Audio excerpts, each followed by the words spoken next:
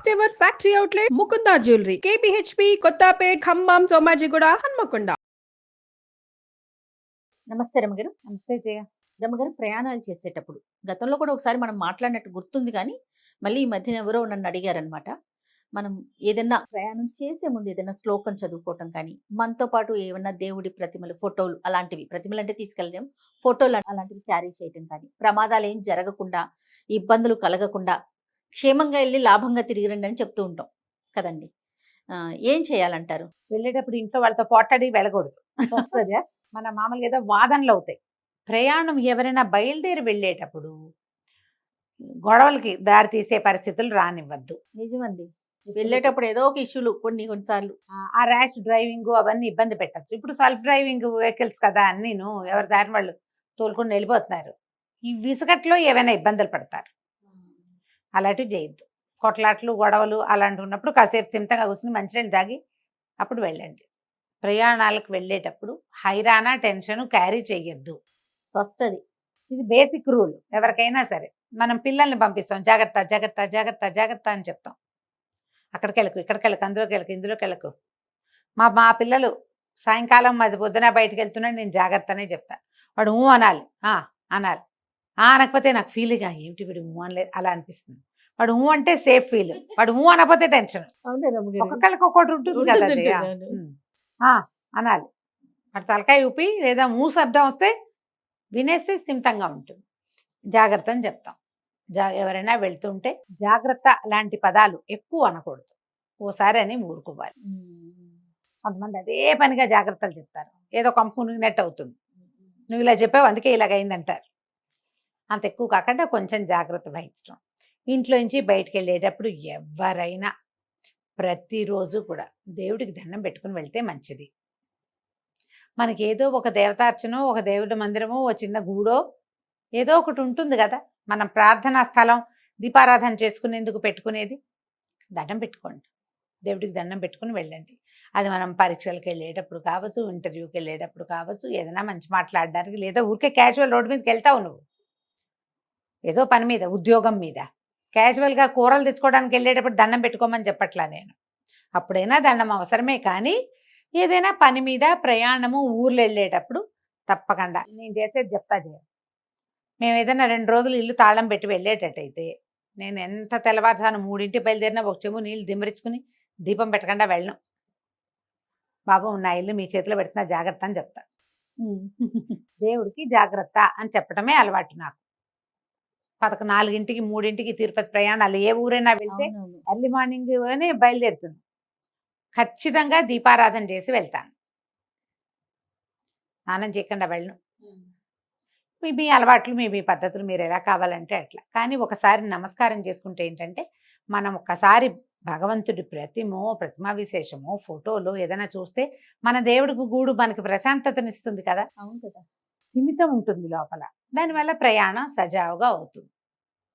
ఏదైనా హ్యాండ్ బ్యాగ్లో అలవాటుగా కొంతమందికి ఒక్కొక్కళ్ళు ఒక్కొక్క రకంగా పెట్టుకుంటారు. పెద్ద పెద్ద ప్రయాణాల్లో రోజువారీ మన ఓ బ్యాగు నేను బ్యాగు తెచ్చుకుంటాం. బ్యాగులో కాస్త కుంకుమ, ఓ అమ్మవారిదో, అయ్యవారిదో, ఆంజనేయ స్వామిదో, రాముల వారిదో, మీకు ఇంకా మీ ఫేవరెట్లు భగవంతుడు దేవుడు ఏ విశేషం మీకు నచ్చుబాటుగా ఉంటే వారినో పెట్టుకోవటం, ఉంచుకోవటం బ్యాగులో. కబుక్కుని ఎక్కడైనా ఏదైనా ఇబ్బంది అయినా, భయం వేసినా, పిల్లలు బెదిరినా కుంకుమ తీసి బ్యాగుల నుంచి పెట్టుకుంటాం కదా.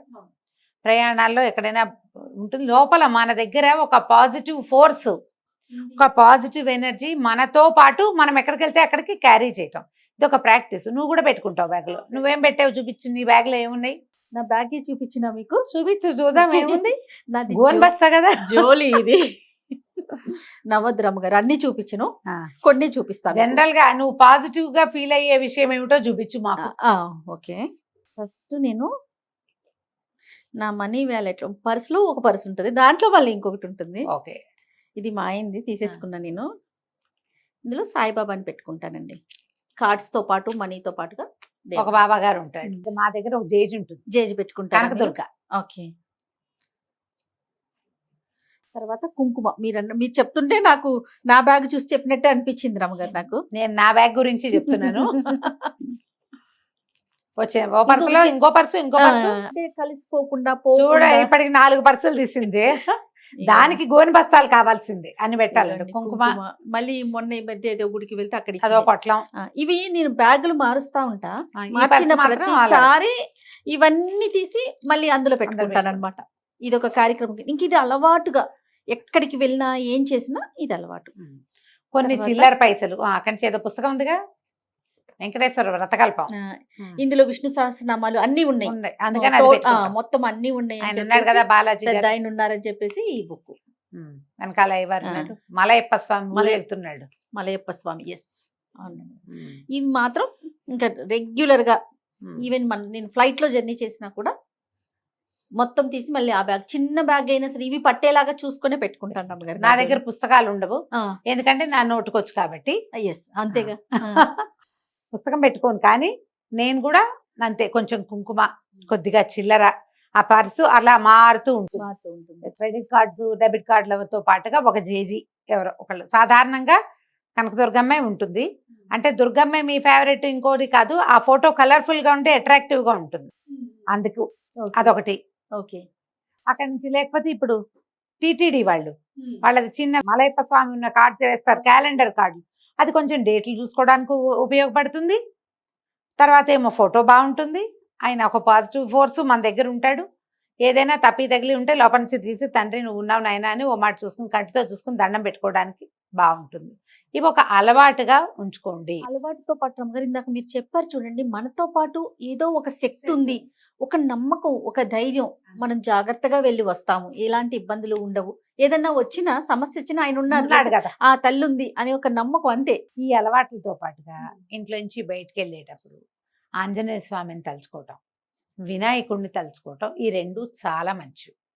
సాధారణంగా ఏం చెప్తారంటే ఆంజనేయ స్వామి ద్వాదశ నామావళిలోనే పయనించున్నప్పుడు శయనించున్నప్పుడు నిన్ను తలచిన అని చెప్తారు. ఏ భయాలు ఉండవు. పడుకునేటప్పుడు ఆంజనేయ స్వామిని తలుచుకోవాలి, ప్రయాణం చేసేటప్పుడు ఆంజనేయ స్వామిని తలుచుకోవాలి. ఎక్కడికైనా వెళ్ళేటప్పుడు వీళ్ళు ఏంటంటే వాళ్ళు మనతో పాటు ప్రయాణం చేస్తారని చెప్పబడుతుంది. నాకు ఇంకొక ప్రాక్టీస్ ఉంది, పిల్లలకి స్కూల్కి వెళ్ళేటప్పుడు కూడా చెప్పేదాన్ని ఆపదామ పడతారని చెప్పుకుంటాను. జయ కారు ఎక్కటం ఆలస్యం, ఆపదామ పడతారం ఒక 11 సార్లు లెక్క పెడతాను. ఏదైనా ఫ్లైట్ ఎక్కుతున్నాం, నాకు ఫ్లైట్లు భయం అయినా ఎక్కుతూనే ఉన్నాం అనుకో, ఫ్లైట్ లోపలికి వెళ్ళంగానే అడుగు పెట్టడం ఆపదామ పడతారని చదువుకుంటాను నేను. మనతో పాటు మన చుట్టూతా అందరికీ ఉంటుంది, మనొక్కళ్ళకనే కాదు కదా. ఎవరికి ఆపదామ పడతారం ఇష్టం ఉంటే వాళ్ళు అది చదువుకుంటారు. ఆంజనేయ స్వామి ఆసక్తి ఉన్న వాళ్ళు ఆంజనేయ స్వామిని తలుచుకుంటారు. బోలెడు శ్లోకాలు ఉన్నాయి ఆంజనేయ స్వామిది కదా. ఈ బోలెడు శ్లోకాల్లో ఏదైనా ఒకటి చదువుకోవటం. నాకు ఒకటి అలవాటు ఏమైందంటే, నేను ఈ మన ఇంతకుముందు ఎప్పుడు నేను మీతో విడిగా చెప్పా కానీ మన ఆన్ స్క్రీన్ నేను ఎప్పుడు చెప్పలే. డిగ్రీ అయ్యి 1 సంవత్సరం గ్యాప్ వచ్చిన తర్వాత ఇప్పుడు నేను ఒక సంగీతం క్లాస్లో చేరా. అది చెప్తుండే బందరు వెళ్తుండేదాన్ని అని చెప్పేదాన్ని. ఫైనల్ ఇయర్లోనే, డిగ్రీ పూర్తి కాకముందే ఫైనల్ ఇయర్ అప్పుడే చేరితే నాకేంటంటే ఈ సరిగమల సంగీతం కంటే లలిత సంగీతం ఎక్కువ ఇష్టం.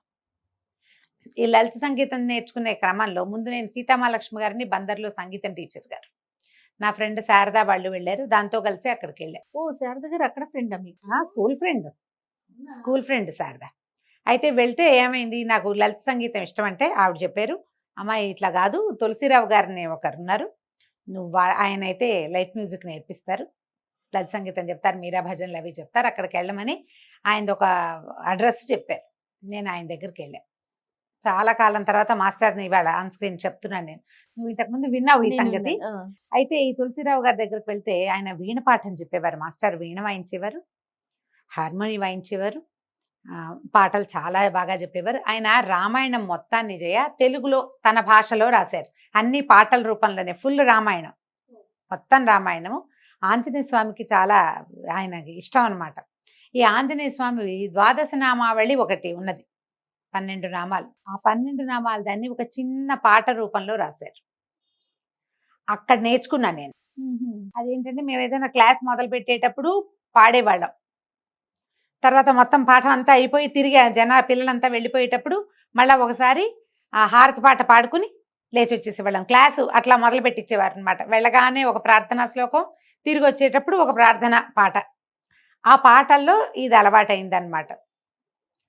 హనుమాన్ అంజనీ పుత్ర పవన సుదతనే మహాబల, శ్రీరామదూత పార్థుని సఖుడ, మెరయి కన్నులవాడ అమిత విక్రముడ. ఈ 12 నామాలు అవును. లింగాక్షర ఫల్గుణ సఖ ఇట్లా ఉంటుంది. దాన్ని ఆయన తెలుగులో రాశారు. అది అప్పటి నుంచి అలవాటైంది జయ. మా అమ్మగారికి అది చాలా ఇష్టం. ఆ రాగం బాగుండేది. భలే అంటే ఒక పాడంగానే ఒక సంతోషం కలుగుతుంది అనమాట. ఒక ఉత్తేజంగా అనిపిస్తుంది. ప్రయాణాల్లో అది పాడుకోవటము, అది చదువుకోవటము అలవాటైంది. ఇప్పుడు ఎన్ని సంవత్సరాలైంది, అన్నేళ్ల నుంచి ఆ పాట అలాగే ఉంది. మా ఇంట్లో ఈ పండగలప్పుడు, పూజలప్పుడు, బొమ్మలు పెట్టినప్పుడు అలా పాడేవాళ్ళం. ఇప్పటికి కూడా మా అక్కయ్య వాళ్ళు తులసిరావు గారు పాట పాడు అంటారు. ఊరికే అదొక పాటలాగా చిన్న 12 నామాలే ఆంజనేయ స్వామిది, అది అలవాటైంది. గురుగారు వెళ్ళిపోయారు కానీ మాస్టరు ఆయన దగ్గర నేర్చుకున్న గ్రూప్లో ఒక 10-15 మంది పిల్లలు చాలా మంది కలిసేవాళ్ళు. అప్పుడైన ఫ్రెండ్స్ కూడా ఇప్పుడు కూడా ఎవరో ఒకళ్ళు హలో అంటూనే ఉంటారు. తులసిరావు గారు రామాయణం మాత్రం ఎన్ని చోట్ల పాడేమో మాస్టర్ రాసింది. ఆ రామాయణం కథ అంతా ఆ పాటలన్నీ పోయినా ఈ ఆంజనేయ స్వామి ప్రార్థనా శ్లోకం మాత్రం ఉండిపోయింది. ఇంకా అలాగే ఉండిపోయింది. ఇక అట్లా అలవాటుగా ఉంటుంది కదా. ఒక ఎలా అనిపిస్తుంది అంటే మనం ఏదైనా ఒక మంచి విషయాన్ని గురించి మాట్లాడామనుకో మనసుకి ఆహ్లాదంగా ఉంటుంది. అవును. నువ్వు ఒక సెంటో ఏదో ముట్టుకున్నావు, రోజంతా ఆ వాసన మన చేతికి ఉంటుంది. పాజిటివ్ ఎనర్జీ అలాంటిది. ఇది మీరు ఫీల్ అవ్వాలి, అనుభవించాలి. అనుభవించి తెలుసుకోవాలి. ఇప్పుడు వాసన వస్తోంది, కాసేపటికి పోతుంది, ముందు గుప్పమని వస్తుంది, తర్వాత చెయ్యి దగ్గర పెట్టుకుని వాసన చూసామనుకుంటే మన లోపల తెలుస్తుందిగా వాసన. ఇది ఎలా ఫీల్ అవ్వాలి? ఇది మనం వాసన చూడకపోయినా అది మనతో ఉన్నట్టుగా ఫీల్ అవ్వాలి. మీరు దానికోసము ఒక ప్రాక్టీస్ కోసమే ఏదైనా ఒక భగవంతుడి ప్రతిమో, ఒక కార్డో, ఒక పుస్తకమో, దేవుడికి వాడిన అమ్మవారికి పూజించిన కుంకుమో, అయ్యవారికి సమర్పించిన విభూదో, భస్మమో ఏదైనా ఒకటి మనతో పాటు ఉంచుకుంటే, కొంతమంది అమ్మా నాన్నలు గుర్తుగా ఉంచుకునే వాళ్ళు కూడా ఉంటారు. వీళ్ళు మనతోటే ఉన్నారన్న భావన వస్తుంది. మీకు ప్రయాణాల్లో ప్రమాదాలు జరగవు. ఒకవేళ జరిగినా ఎక్కువ ప్రమాదం కాకుండా ఏదో చిన్న దాంతో పోతుంది. దేవుడు మనతో ఉన్నాడు అనిపిస్తుంది. అంటే ఇవన్నీ పెట్టుకునే వాళ్ళు, ఈ గుళ్ళకి వెళ్ళే వాళ్ళు, గోపురాలకు వెళ్ళే వాళ్ళు, యాత్రలకు వెళ్ళి యాక్సిడెంట్లు అయిన వాళ్ళు ఉండరా అని ఒక ప్రశ్న ఉంటుంది మన వెనకాల కదా. అందరికీ వస్తుంది. అయ్యప్ప గుడి దీనికి వెళ్ళి తిరిగి వచ్చినప్పుడు ప్రమాదం జరిగింది, పోలేదా వాళ్ళు దేవుడి దగ్గరికి వెళ్ళారు, అక్కడ ఎందుకు పాజిటివ్ ఫోర్స్ పని చేయలేదు అంటారు. రకరకాలు జరుగుతాయి. ఇప్పుడు అయ్యప్ప గుడికి వెళ్ళి ఆ యాక్సిడెంట్ అయిందని నువ్వు అయ్యప్ప గుడికి వెళ్ళడం మానేస్తావా? ఎవరైనా మానతారా? మానం కదా. తిరుపతి కొండ మీద చూస్తూ యాక్సిడెంట్ అయింది, తిరుపతి కొండ వెళ్ళటం మానేస్తావా? ఎందుకు? రోడ్డు మీద వెళ్తున్నవాడు పడిపోతాడు, మన ఎదురుకుంటానే, నువ్వు వెళ్ళడం మానతావా? మానవుగా ఎందుకు మానలేదో చెప్పు. దానికి ఒక ఆన్సర్ ఉందా మన దగ్గర? జరుగుతూ ఉంటాయి అట్లా. జరుగుతున్నాయని మనం వెళ్ళడం మానలా. అన్నం తింటూ తింటూ ములక్కాడ ముక్క గొంతులో గుచ్చుకుని పోయారు మన ఈ మధ్య ఎవరో తెలిసిన వాళ్ళు. అది చెప్పారు ఆ మాట, ములక్కాడ గుచ్చుకుంది. ములక్కాళ్ళు మానేస్తాం మనం? ములక్కాడ గుచ్చుకుంటుంది, జాగ్రత్తగా ఉంటాం ఓ పూట, తర్వాత అది మర్చిపోతాం. జీవితం అలాంటిదే కదా. అంతేగా. పాజిటివ్ ఎనర్జీని ప్రశ్నించద్దు. ఫస్ట్ ఇది నేర్చుకోవాలి. అది మనతోటి ఉంచుకోవాలి. ఏదైనా నోటితో మంచి మాట అనుకునే అలవాటు ఉంటే ఒకటి అనుకోండి, అది మీకు ప్లస్సే, కానీ దానివల్ల మీకు ఏ నష్టము జరగదు, ప్లస్ అవుతుంది. కొంతమంది కారులో బయలుదేరంగానే విష్ణుదాసనామం పెట్టుకుంటారు ప్రయాణాల్లో. ముందు అది వినేశాక తర్వాత ఇంకోటి ఏదైనా చిన్న చిన్న డ్రైవ్స్ అయితే ఏవో దేవుడి పాటలు పెట్టుకుంటారు. అన్నీ కూడా మీరు సంగీతం పెట్టుకున్నట్టే ఇది కూడా పాజిటివ్ సంగీతం పెట్టుకుంటే ఇంకా మంచిది. ప్రాక్టీస్ చేయండి, ఇది పిల్లలకి నేర్పించండి. మీ పిల్లల్లో దైవభక్తి ఎలా పెంచాలని మనవాడు ఎప్పుడు రెగ్యులర్ క్వశ్చన్ అది. పిల్లల్లో దైవభక్తి అలవాటు చేయాలి.